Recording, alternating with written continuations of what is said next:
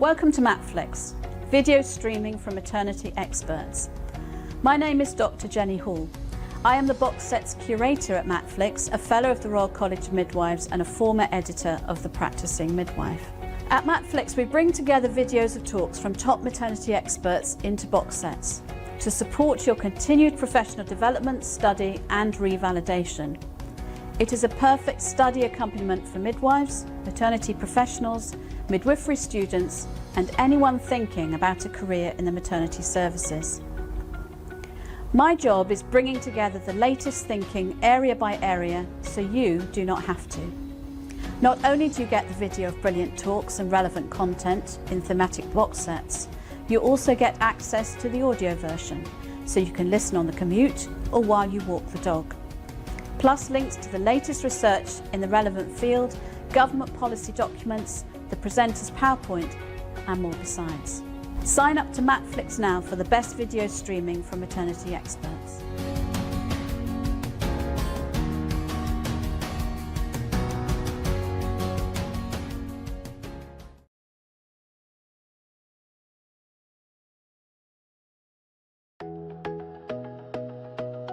You're thinking, but I've never read about these midwives in the Bible, and that's because they didn't make it into the Gospels. Why was it that we nurses, midwives, seem so invisible to the doctors, to the media? An amazing midwife said to me, you can't be what you haven't seen. These are the world's most researched probiotic, and we can say that with confidence because we've done over 300 clinical trials on this little bottle of goodness.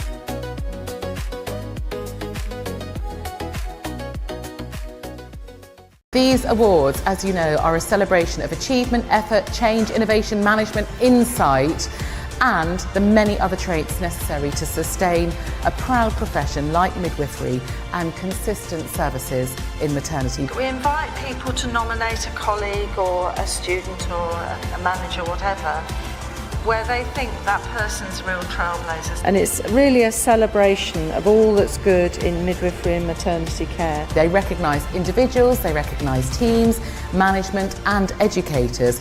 Anyone who values excellence and makes improvements. They are essentially a celebration of all of your achievements. So, shall we get on with it? What you do with your day-to-day lives, I just admire you hugely. If you do want to nominate a colleague, a friend, maybe yourself, please speak to the organisers and visit the website, and I really hope that we'll see you at that.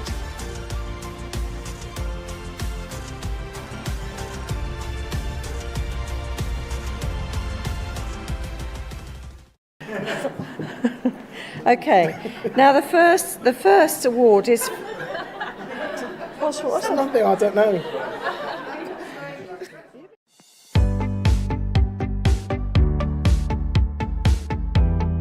We have had a 40% caesarean section rate in the National Maternity Hospital. That is major abdominal surgery. Around 40,000 mums did not return to work in 2022. It's even more relevant if you're a mum who's experienced birth trauma. We spend more money on litigation than we currently spend on the maternity services. It's bonkers.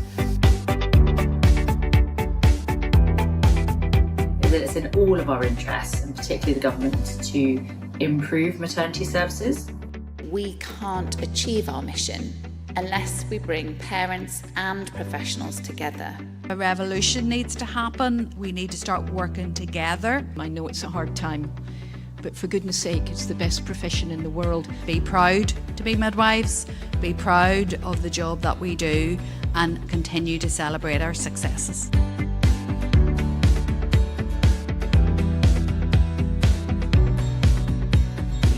Midwives make a difference to women every single day, and let's not lose that. It's more important than anything.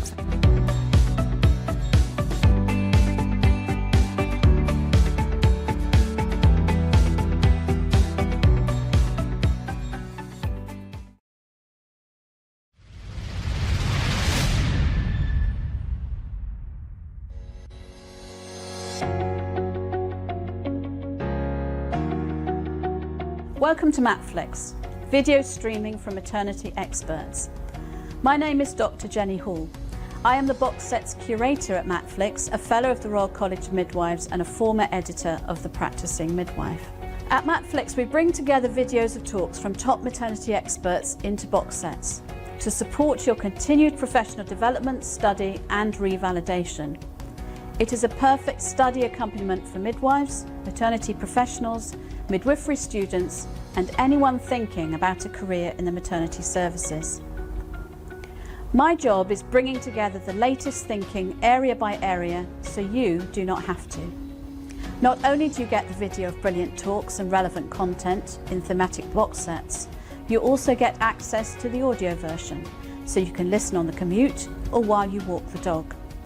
Plus links to the latest research in the relevant field, government policy documents, the presenter's PowerPoint and more besides. Sign up to Matflix now for the best video streaming from maternity experts.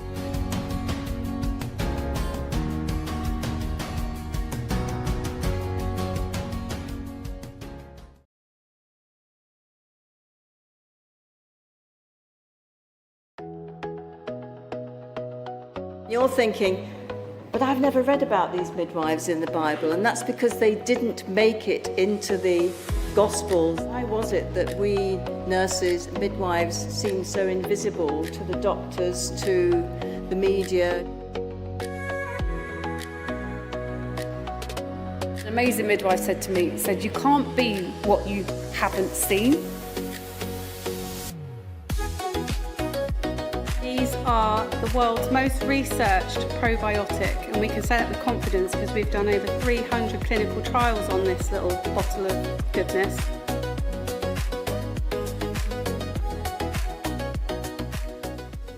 These awards, as you know, are a celebration of achievement, effort, change, innovation, management, insight, and the many other traits necessary to sustain a proud profession like midwifery and consistent services in maternity. We invite people to nominate a colleague or a student or a manager, whatever, where they think that person's real trailblazers. And it's really a celebration of all that's good in midwifery and maternity care. They recognise individuals, they recognise teams, management and educators.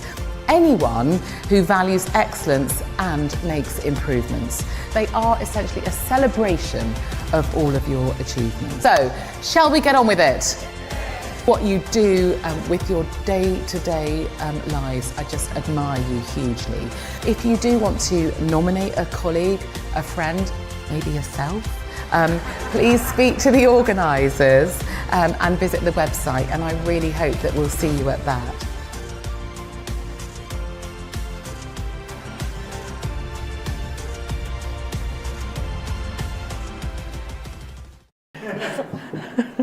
Okay, now the first award is... What's nothing, I don't know.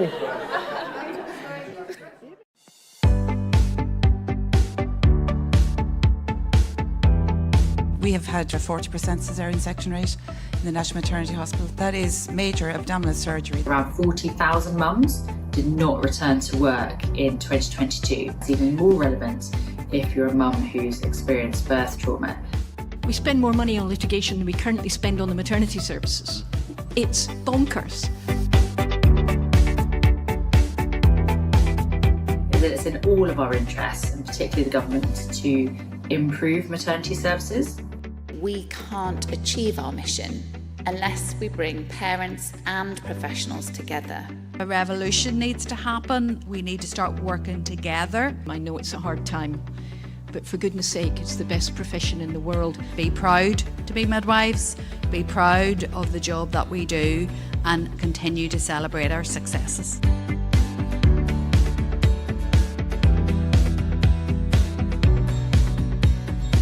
Midwives make a difference to women every single day, and let's not lose that. It's more important than anything.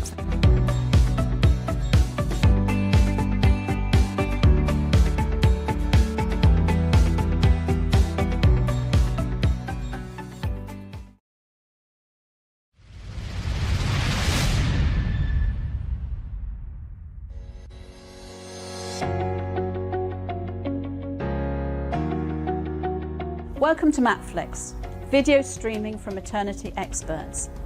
My name is Dr. Jenny Hall. I am the box set's curator at Matflix, a fellow of the Royal College of Midwives and a former editor of The Practicing Midwife.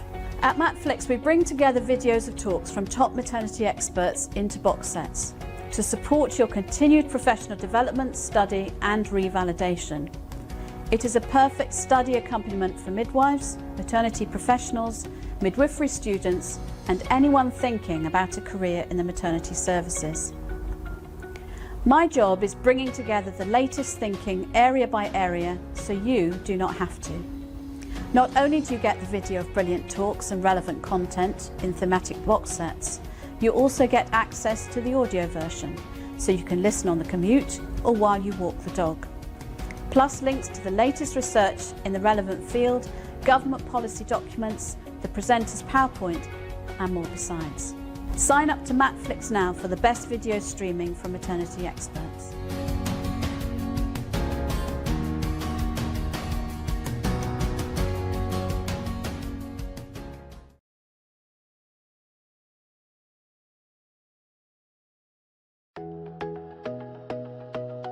You're thinking, but I've never read about these midwives in the Bible, and that's because they didn't make it into the Gospels. Why was it that we nurses, midwives, seem so invisible to the doctors, to the media?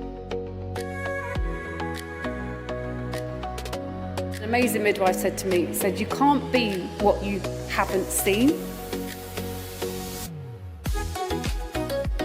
These are the world's most researched probiotic, and we can say that with confidence because we've done over 300 clinical trials on this little bottle of goodness.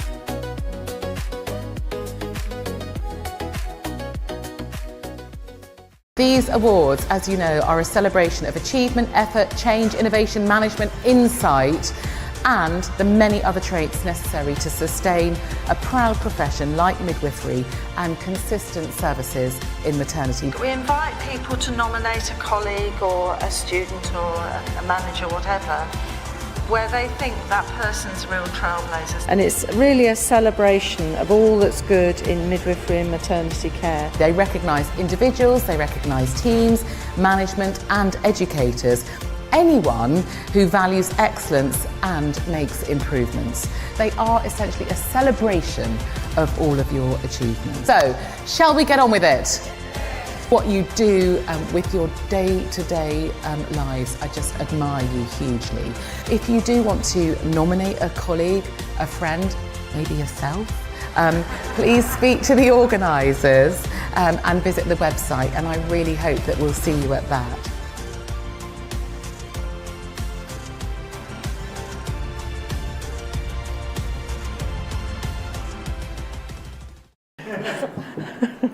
Okay, now the first award is... What's something I don't know.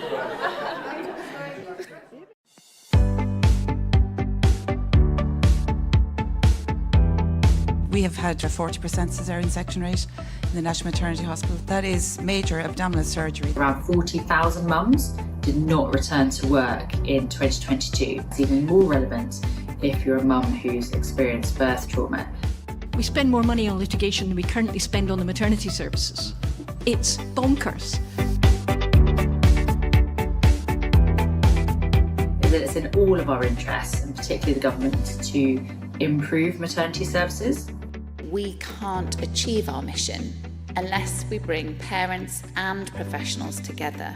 A revolution needs to happen. We need to start working together. I know it's a hard time, but for goodness sake, it's the best profession in the world. Be proud to be midwives, be proud of the job that we do and continue to celebrate our successes.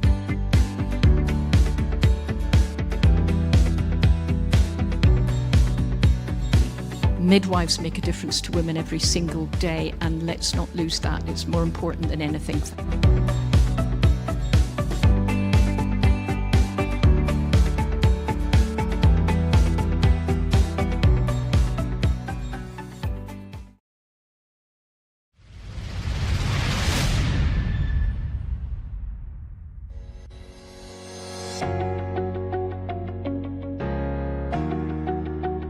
Welcome to Matflix, video streaming from maternity experts.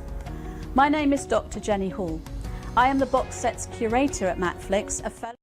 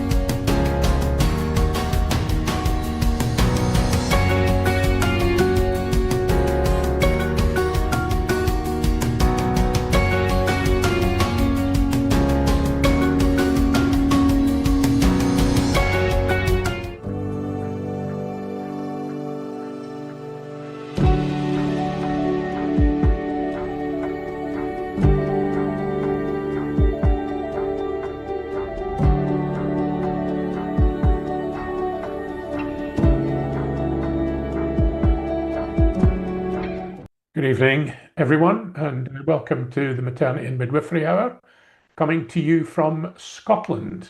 Today, my name's Neil Stewart. I'm the editorial director of Maternity Midwifery Forum and of Matflix.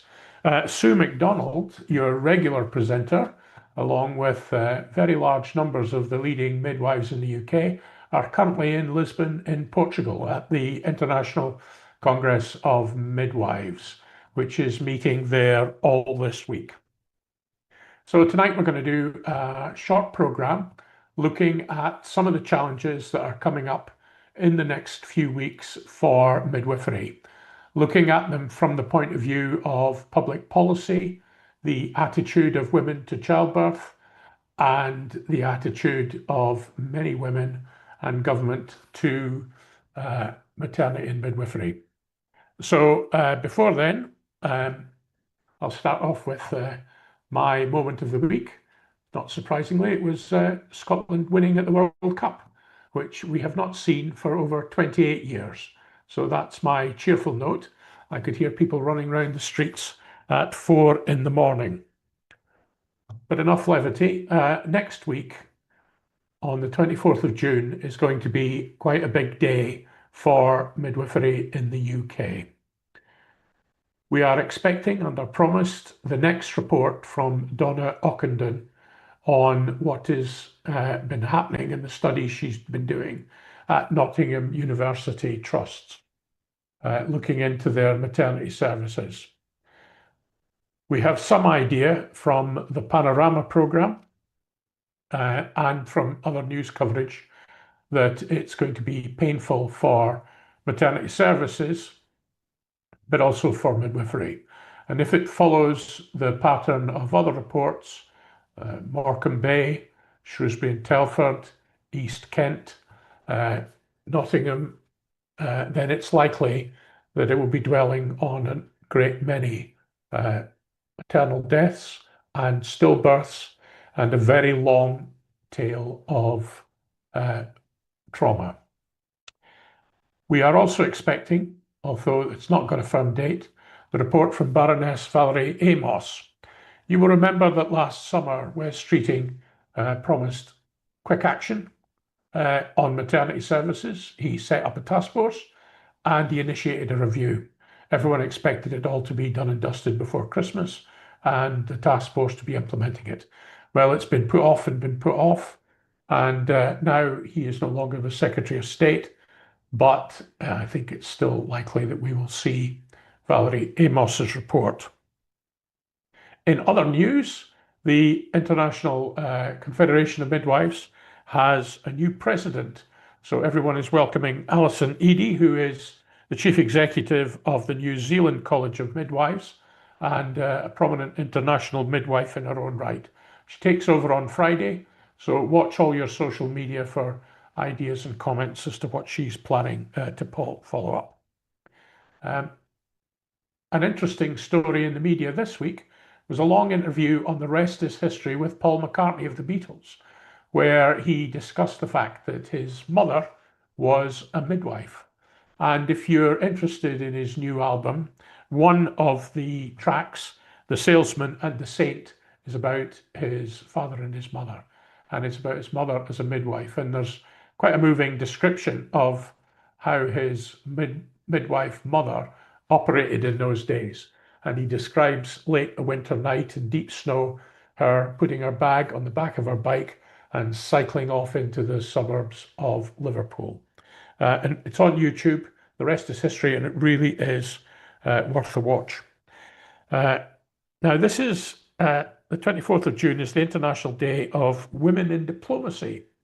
Now, I suspect that this is mostly for women who are working in international affairs, although I could twist it around so that it applied to midwives who spend half their life trying to work out the diplomacy between women, maternity services, medics, and sometimes families as well.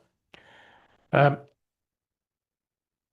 on the 24th at the festival, we will be doing a rally for midwives at lunchtime, which will be live streamed and shared all across the country. And it will be addressing the major issues of the moment, not just midwifery pay, but the need for an extra 3,500 midwives, and most pressing, the need to make sure that 2,800 student midwives who are graduating in the next few weeks are able to find jobs. And many of you will have seen that in some of our previous programs and at our festival in Birmingham earlier this year, that at one point those 2,800 were chasing just 3 jobs. So we'll see whether or not that has improved. There is the festival in Bradford next week, the Northern Festival, but as you know, it is live streamed to the whole country. And within that festival, we've got a number of keynote presentations, all of which will eventually appear in the Matflix catalogue. So for those of you whose universities, which is about half of them, and all the key ones in Scotland, who have Matflix, you will soon be able to share these with colleagues and use some of the material in your essays and studies. And of course, for the other half, if you can keep campaigning to get your universities and your libraries to subscribe to Matflix, then you will get everything for free. But you can individually subscribe if you need to. So tonight we're going to look at, to be honest, the politics and policy affecting maternity services, because I think everyone would agree that maternity and midwifery is in a very difficult place. There is quite a serious disjunct between the traditional view and narrative of maternity services and the role of midwives and what is actually happening in childbirth and maternity services in the UK. First of all, there's a huge social change, which I think everyone is aware of. The average age of a woman giving birth in the UK is now 31, which of course means that over half of them are older than that. And with it, that brings all sorts of complexity.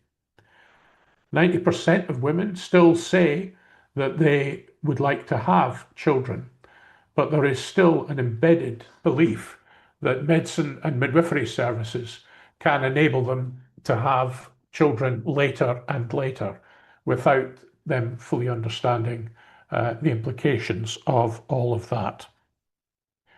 The government are reeling in the face of a decade of scandals, which have reshaped the way that policymakers think about maternity services.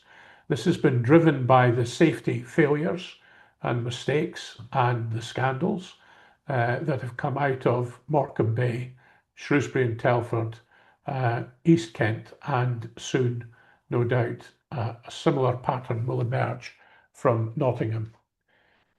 Indeed, one of the concerns is that the methodology of many of these inquiries is bound to lead to headlines which will change the view of women of their maternity services.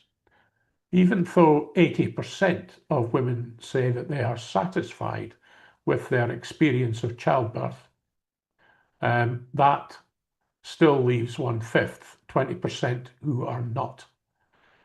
And it's been interesting following the track of these major scandals. Morecambe Bay is now over 10 years old. Shrewsbury and Telford, Donna Ockendon's first report, was interesting, not just for what it revealed about maternal and stillbirth, but it was the first time that the public rediscovered the extent of birth trauma, the long tail, and there were over 1,300 cases in her report of women who survived and their baby survived, but who'd had an extremely traumatic and disappointing experience. And we began to hear the phrases about women not being listened to. So I come at this slightly as an outsider, looking at maternity and midwifery services. I started my career as a senior officer at the Royal College of Nursing. I'm not a nurse. Number crunching, looking at policy, working in Parliament, and looking at the way that the outside world looked at nurses and midwives. In those days, virtually all the midwives were in the Royal College of Nursing. Virtually all of them had been nurses beforehand. So where do we go forward? Well, earlier this year, the government published a women's health strategy. And right at the centre of that strategy, and all the way through it, while it did cover cancer and the treatment of women in many other areas, it was quite clear that very large amounts of it referred to maternity and midwifery services. And this is what it said in the introduction. The NHS has a problem with basic everyday sexism and an appalling culture of medical misogyny. Almost every week I hear profoundly shocking stories from victims of some of the NHS's worst scandals. Women whose babies died in our care when they could have lived, women who have been treated appallingly by medical professionals and left in agony, disfigured and traumatised by botched surgery and neglected care. So that was Wes Streeting in April in his introduction to the Women's Health Strategy. And it's hard to read those words and to realise that when he refers to medical professionals, he is including midwifery and other maternity workers, not just medicine. If you then go through that strategy, it sets out 3 headlines: that women need to have voice, in other words, they have to be listened to; that secondly, they need to have choice and options as to how they give birth; and third, they need to have power. Now, where we stand at the moment is that women are achieving greater voice. Maternity services and others are being more careful to listen to what women are saying and to try and to respond.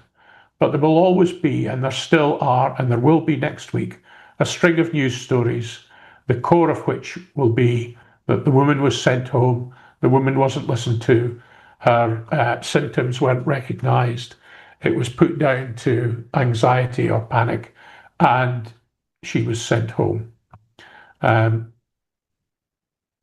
the reasons for this, and the pressure that midwives and other medical staff are under, that they are missing these kinds of opportunities to listen to women are still not very clearly set out. Second, women are supposed to have choice. So since 2011 and then more clearly in 2014, women have the choice to have a surgical C-section. But they're also supposed to have a choice to have a home birth, to have a birth in a midwifery unit, to have a birth in a unit that runs alongside an acute hospital, or a full maternity unit with full emergency and acute services. And that range of choice has been reduced since COVID. Many of the services that were suspended in COVID have not been rebuilt. There are some excellent examples where they have, but women's choice has been reduced. And more, the choice is being closed in around the current maternity unit model as part of an acute hospital. If you compare that to the discussions that are going on in Lisbon this week, where the headline is that the world needs an extra 1 million midwives, and if they can get them, it will save and likely to save 4.3 million lives.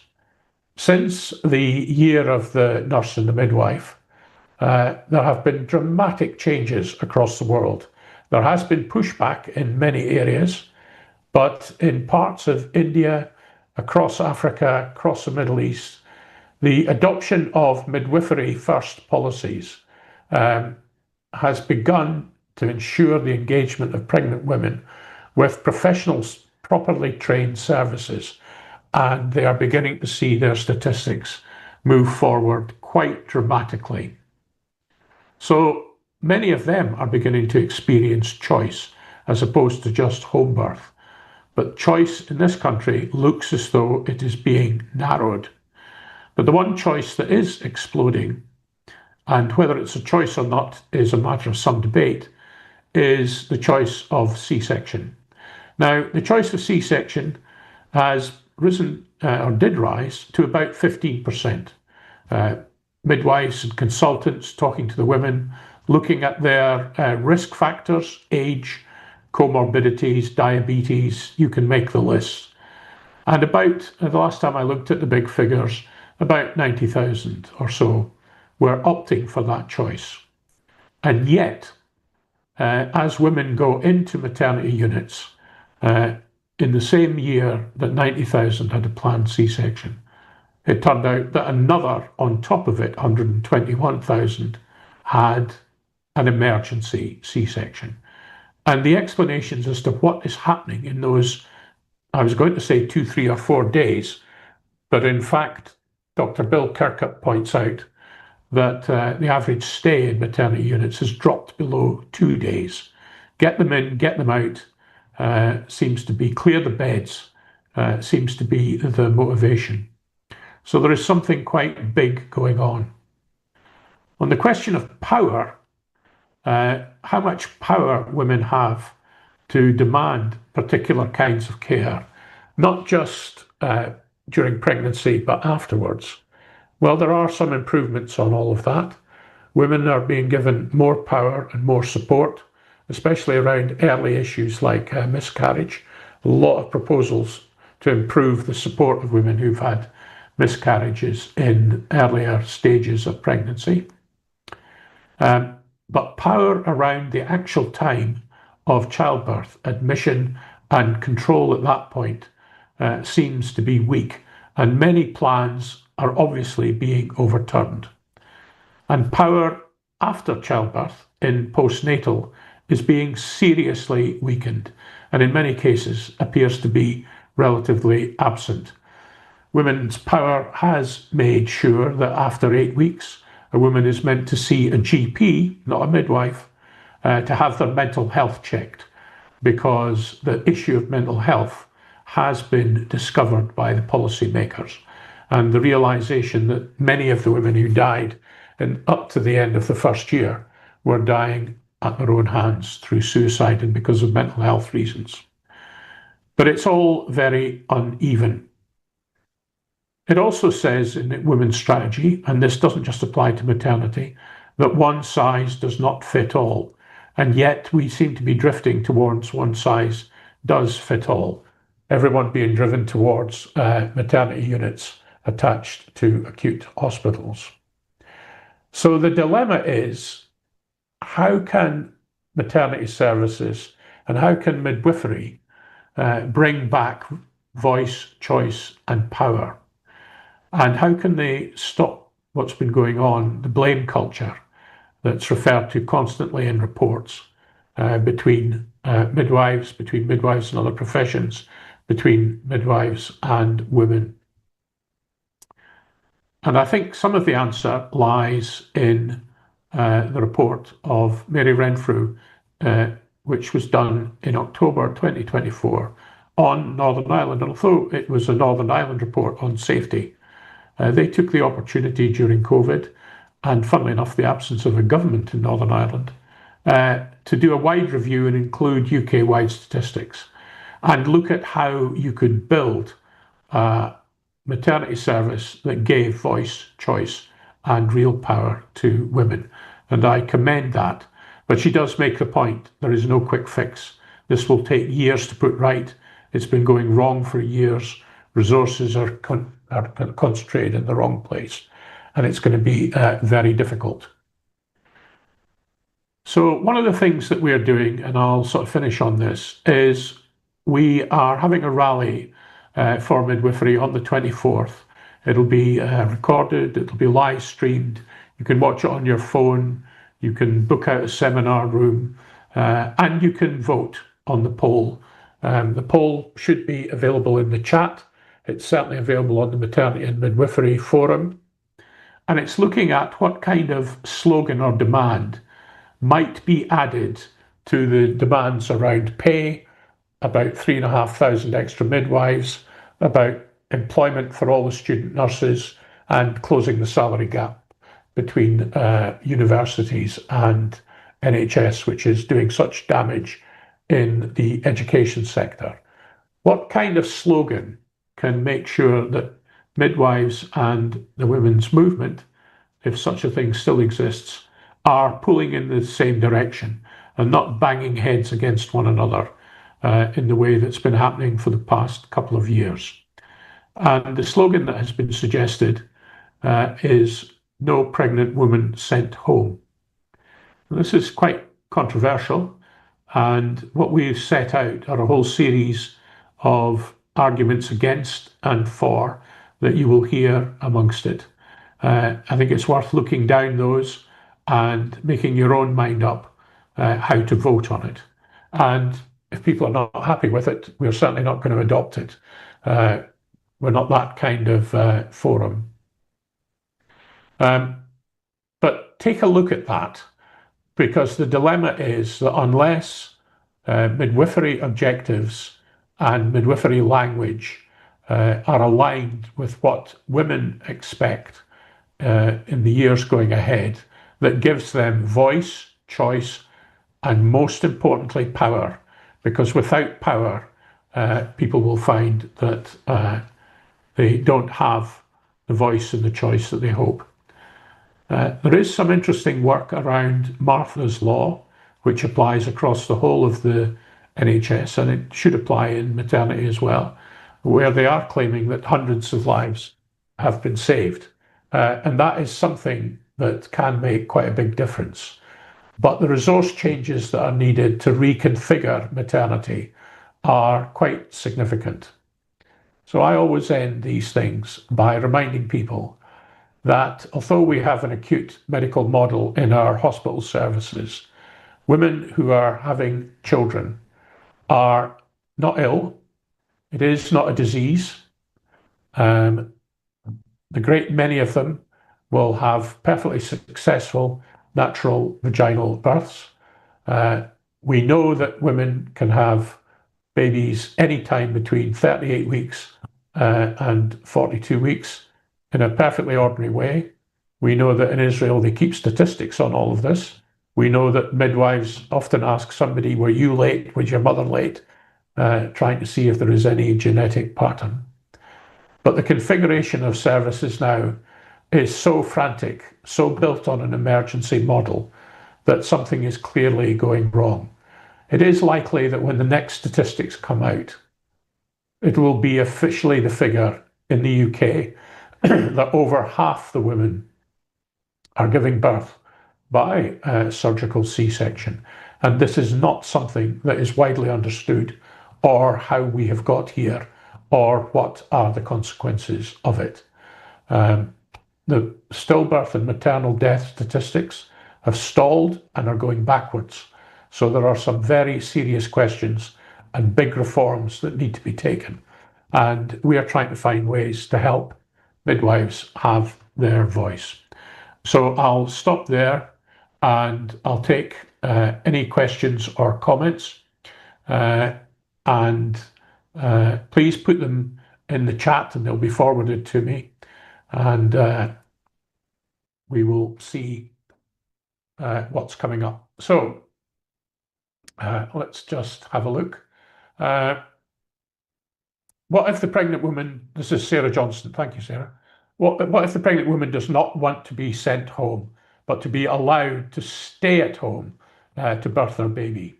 Well, at the moment, both of those choices will often be, quite often a woman will not want to be sent home, but the midwife will then be caught in the middle, having to push back, either because the unit is full, there's a lack of beds, or there's a belief that you can predict the timetables for these things, or there might be a failure to recognize some of the symptoms. And, you know, it's less than 30 years ago where women would have been admitted days before their due date, and they would have stayed in days after, a practice which still exists in France and other places. But if a woman wants to be allowed to stay at home to birth her baby, then obviously that choice should have been made earlier, because a home birthing team should have been assembled. And we know at the moment that that choice is not available everywhere, although there are some wonderful examples of it. So this is quite a challenging, deliberately challenging slogan, which produces all sorts of awkward questions, which can't be answered without big changes in resources. So Juliet Samuels says, is it likely that another impact of COVID was the overall skills and expertise, as well in some cases confidence of midwives, have been impacted on and is now experienced by some women within the maternity area? Well, I think that is likely to be true. Historically, about 10% of births used to be breech births.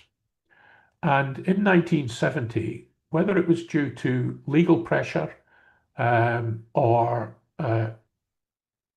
others, the medical profession decided that breech births had become too risky, and that there should be more default to C-sections. As a result, the ability and capacity to do breech births is now relatively rare amongst medics and midwives. Ironically, some of the international midwives who come to work in the UK have more experience of it.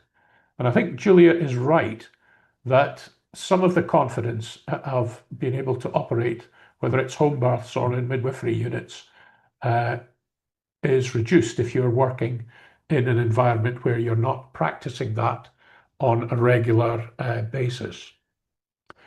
So Joe Dagestan from AIMS says that the AIMS review is expected on July 1st. Well, let's hope she makes that.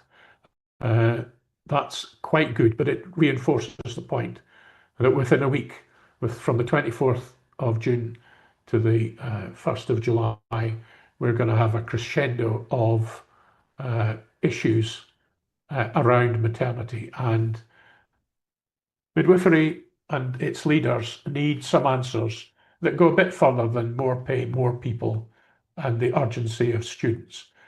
People hear that, they sympathise with it. The politicians think it's motherhood and apple pie. The government will tell you that they've made 2,000 more places available in midwifery, and that they're spending 149 million more than before. The lead midwives in education and the heads of midwifery will tell you that retention is hemorrhaging people out the back as fast as they can try and replace them out the front. Certainly the Amos report will be very interesting as to how wide a view that she takes.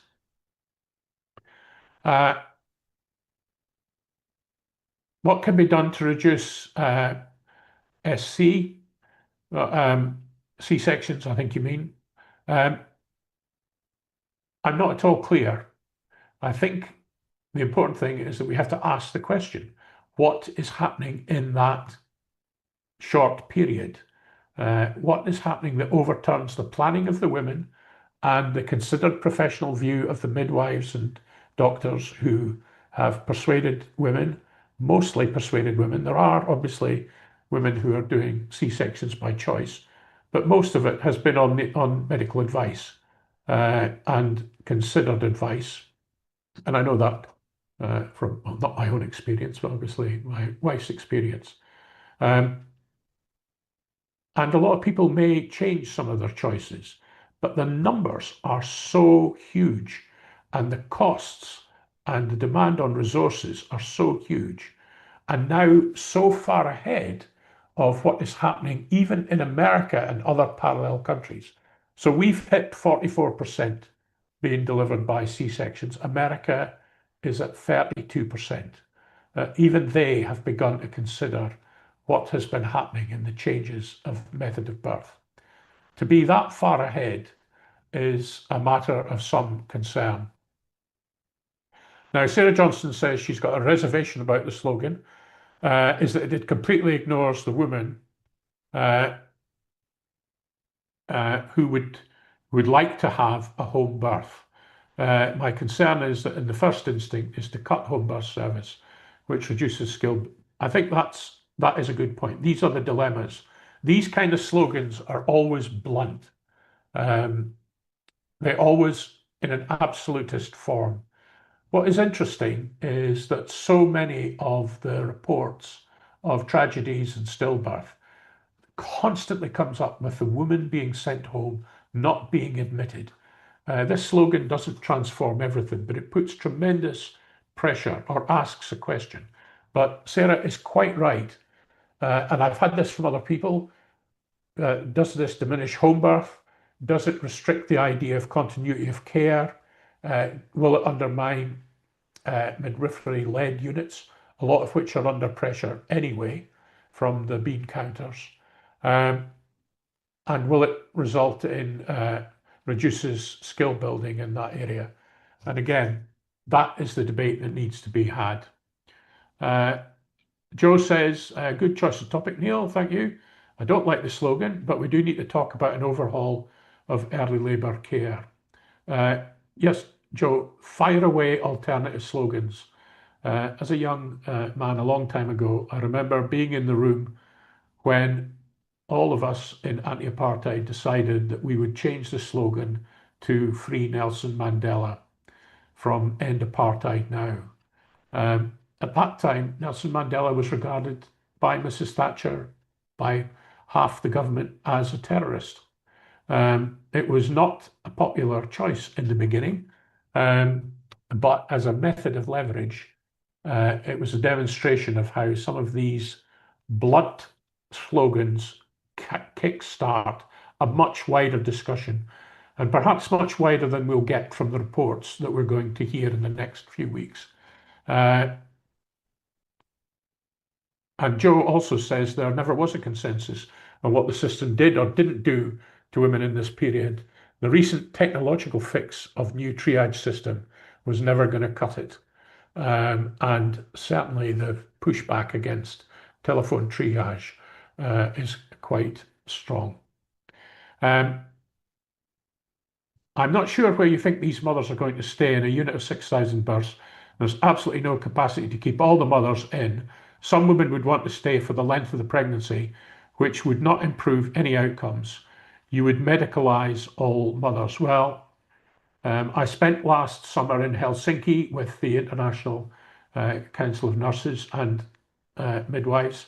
In most countries, midwifery is still, as in Ireland, part of the nursing trade unions. I went round and asked what systems they all had, and they all had systems for lying in. And some of the French were saying that women could stay in for up to 12 days, which I didn't believe. In Germany, they said midwives would visit almost every day for up to a week or more, sometimes performing functions that we would associate with health visitors. So other systems do take that whole wraparound, but you're quite right.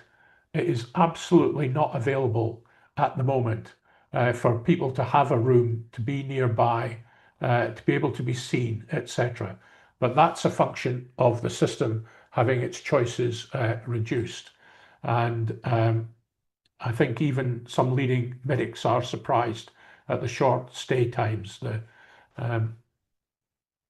So that is a big issue, Melanie, and that's one that's got to be debated. How have we got to this position? Why are we so sure that we can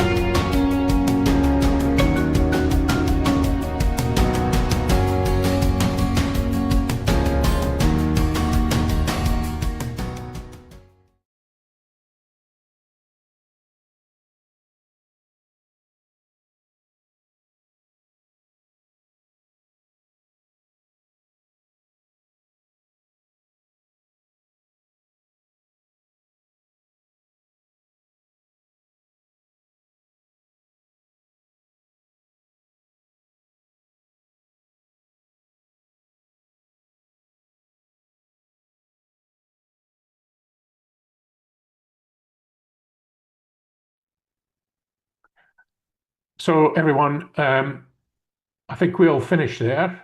I think that was a good representative range of the views and the difficulties that such a demand would raise and would seriously challenge the structure of maternity services. But clearly at the moment, women don't feel that they're getting the choices that they want to have. Others observe that the skills are being narrowed within midwifery. And we now learn that Valerie Amos is aiming for the 1st of July.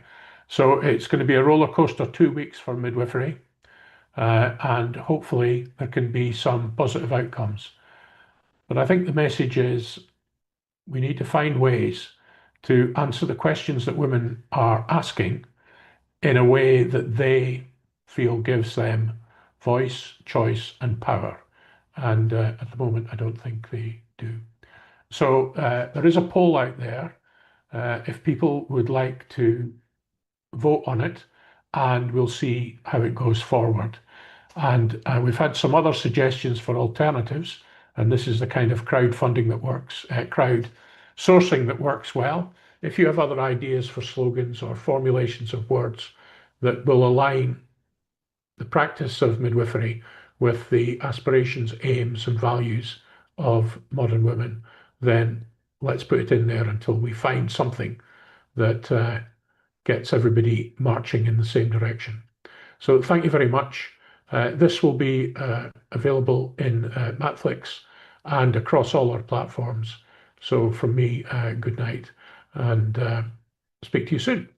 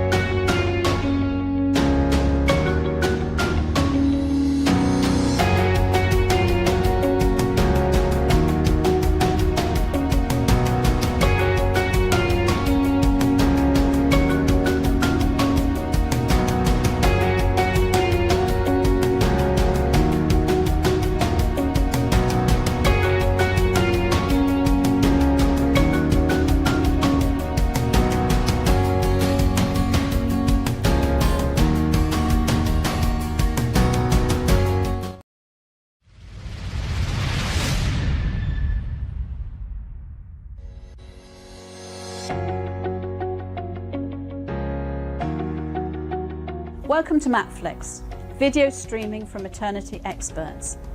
My name is Dr. Jenny Hall. I am the box set's curator at Matflix, a fellow of the Royal College of Midwives and a former editor of The Practicing Midwife.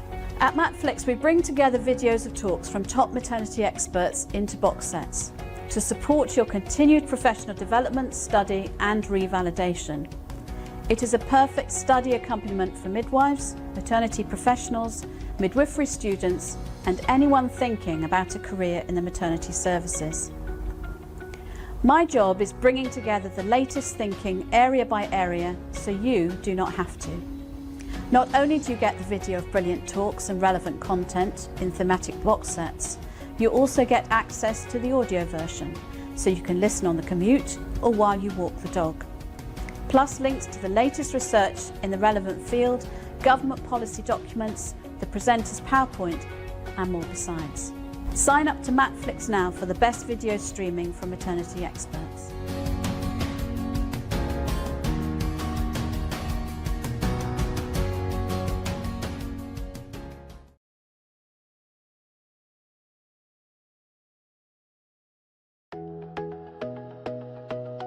You're thinking, but I've never read about these midwives in the Bible, and that's because they didn't make it into the Gospels. Why was it that we nurses, midwives, seem so invisible to the doctors, to the media.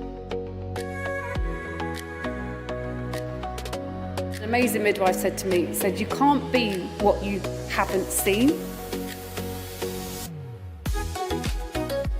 These are the world's most researched probiotic, and we can say that with confidence because we've done over 300 clinical trials on this little bottle of goodness.